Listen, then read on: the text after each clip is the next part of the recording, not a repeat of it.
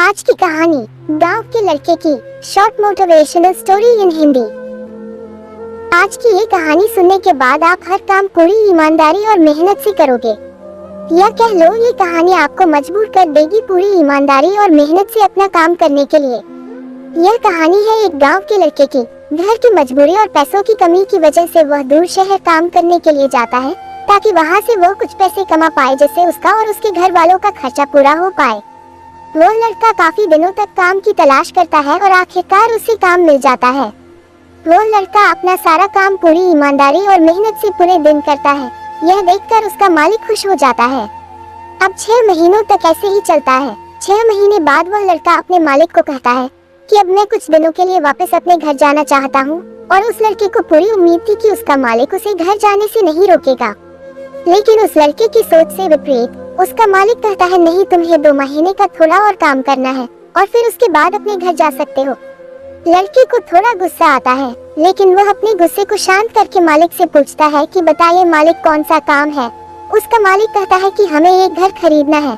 तुम पूरे शहर में घूमो और तुम्हें जो सबसे अच्छा घर लगे वह घर खरीद लो, और जैसे ही ये काम खत्म हो जाता है तो तुम वापस अपने घर कुछ दिनों के लिए जा सकते हो। यह सुनकर वह गांव का लड़का खुश हो जाता है और जल्दी जल्दी घर को खरीदने का काम खत्म कर देता है।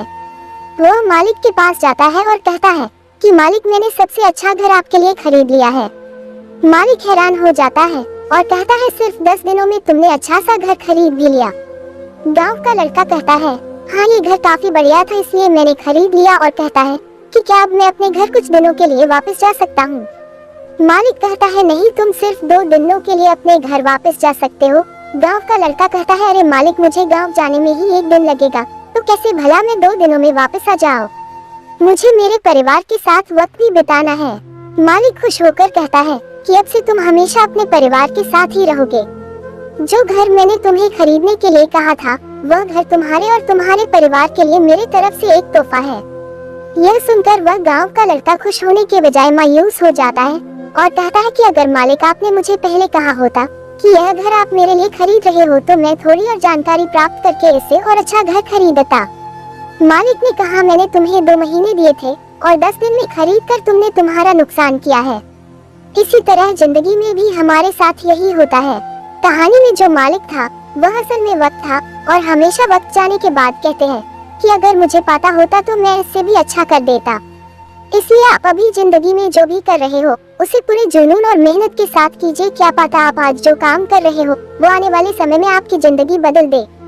कहानी आपको अच्छी लगी हो तो कमेंट करके बताएं और चैनल को सब्सक्राइब करें।